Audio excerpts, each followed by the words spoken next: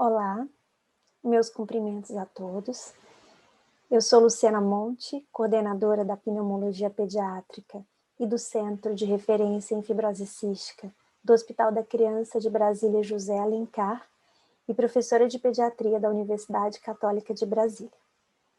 Coube a mim a falar sobre interdisciplinaridade e a importância das associações. Inicialmente, eu gostaria de agradecer pelo convite ao Instituto Unidos pela Vida, especialmente a Verônica e a Marice.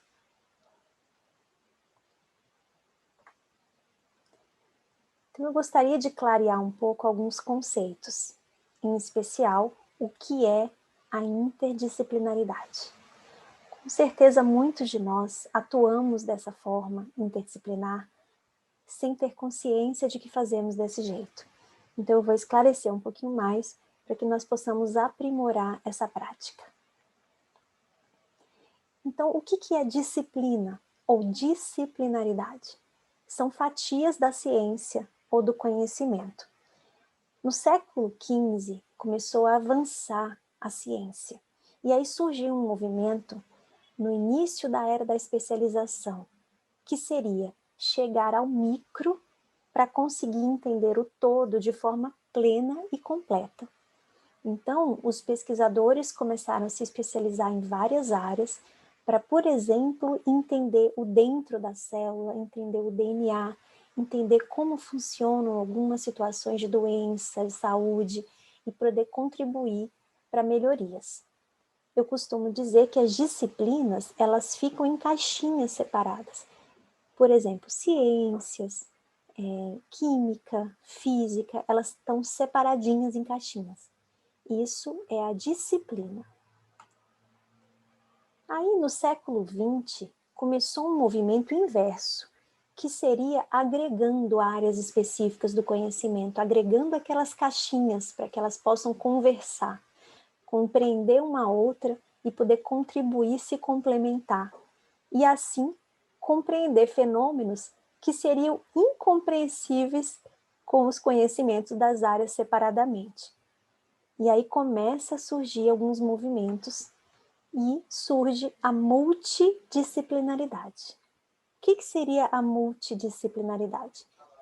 É um conjunto de disciplinas a serem trabalhadas simultaneamente.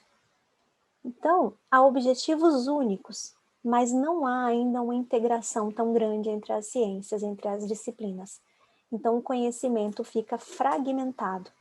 Nós falamos, como essa figura nos mostra, que seria um paralelismo, ou seja, existem objetivos comuns, vamos pensar aqui como um exemplo prático, como se fossem profissionais da saúde em equipe, né, trabalhando, né, para atender, por exemplo, um paciente com fibrose cística, digamos que aqui seja um nutricionista, aqui um psicólogo e aqui um médico. Eles trabalham separadamente, cada um na sua área, na sua especialização, querendo um objetivo comum, que seria uma melhoria da saúde daquele indivíduo, mas eles não se conversam e não trabalham juntos. Então, o nutricionista orienta a parte nutricional separadamente, o psicólogo orienta uma melhora para, por exemplo, um transtorno depressivo, e o médico melhora a abordagem da prática de saúde física, por exemplo. Então, isso seria um atendimento multidisciplinar, que é um atendimento importante, mas que a gente pode avançar um pouco para a interdisciplinaridade, então um passo à frente.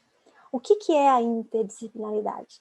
Seria a integração das áreas na construção do conhecimento. Então, as áreas, os profissionais, no caso daquele exemplo, estariam integrados, realmente trabalhando em equipe, né, com essa convergência. Então, é um esforço de superar a fragmentação do conhecimento. Então, cada um se especializa naquela área, estuda a fundo aquela determinada área, mas na hora da prática atuam com uma prática interdisciplinar.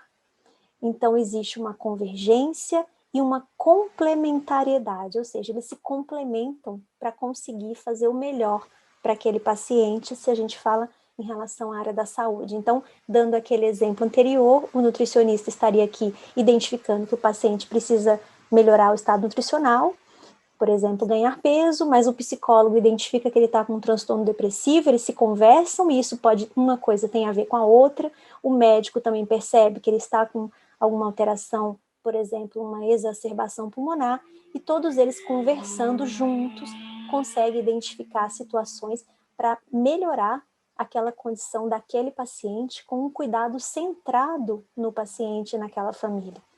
Ao mesmo tempo, a interdisciplinaridade evolui para uma construção de um conhecimento tanto da própria equipe como dos pacientes e familiares.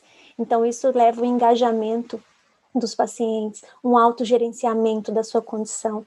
Então, com isso, todos podem crescer.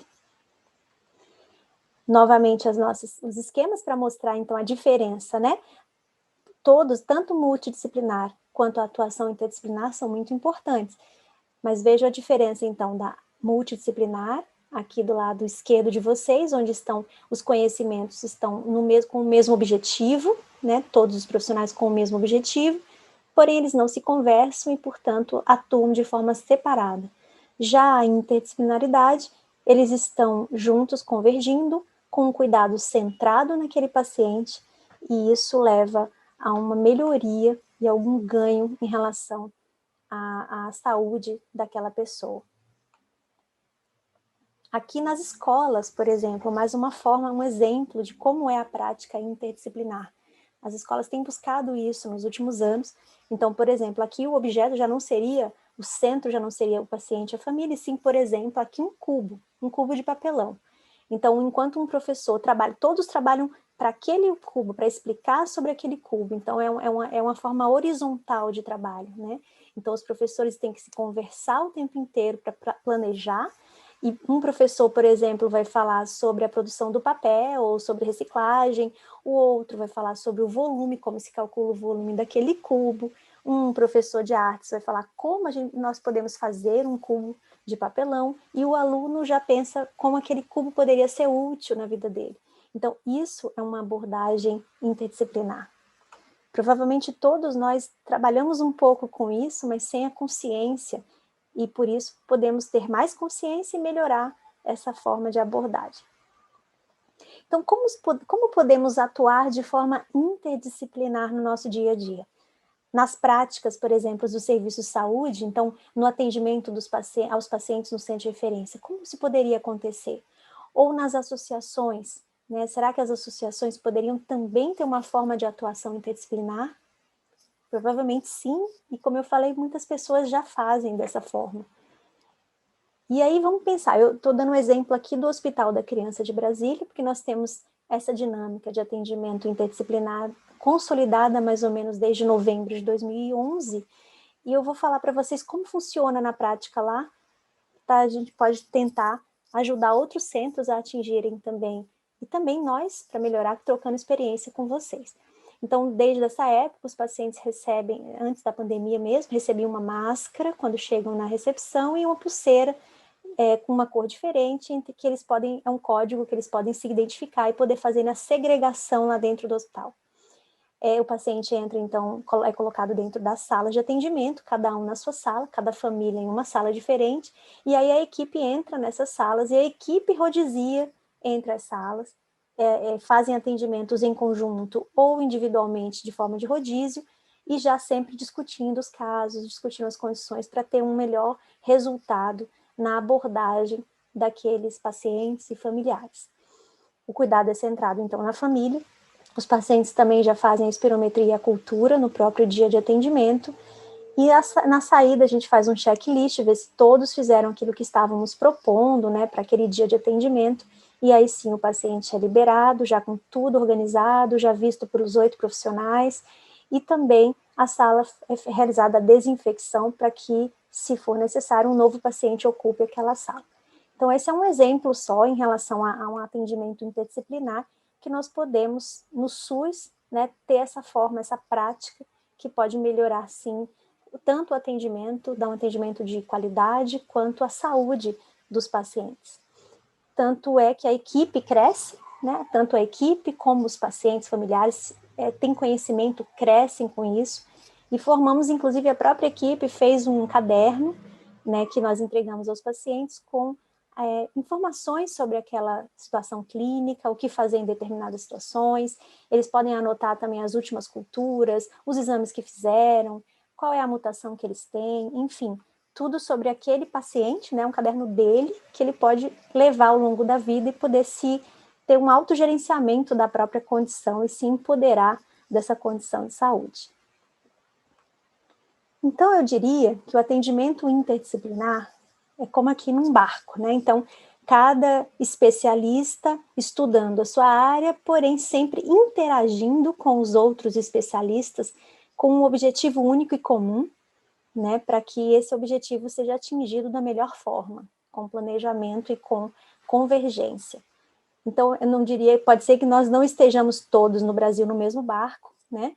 Nós sabemos das dificuldades, das diferenças em vários lugares, mas certamente estamos no mesmo mar, e talvez isso possa ajudar vocês, e essa interação, como estamos fazendo aqui, mesmo online, pode ajudar diversas equipes a crescerem, as associações a ampliar essa convergência com as equipes clínicas, e isso com certeza trará benefícios para aqueles pacientes. Então, essa parceria que é extremamente importante, eu acho que as associações em geral têm um papel fundamental para que esse processo melhore, né, de melhoria. E aqui esse autor, em 2017, falou que a experiência do trabalho interdisciplinar surge como uma alavanca para a sua implementação. E particularmente onde a comunicação e o respeito são fortes entre os profissionais. Então, pilares importantes do atendimento interdisciplinar são comunicação, respeito, empatia, saber ouvir o outro e poder valorizar as opiniões dos diversos especialistas e da própria família e do próprio paciente. Então, acho que assim a gente consegue avançar um pouco mais e conseguir esse atendimento de qualidade. Agradeço, então, a todos vocês e convido no futuro, quando melhorar a situação da pandemia, para conhecer o nosso serviço. Deixo aqui o meu e-mail para nós podermos trocarmos opiniões e sempre melhorias, com certeza todos nós vamos implementando, e é justamente com essa conversa é que nós conseguimos. Muito obrigada.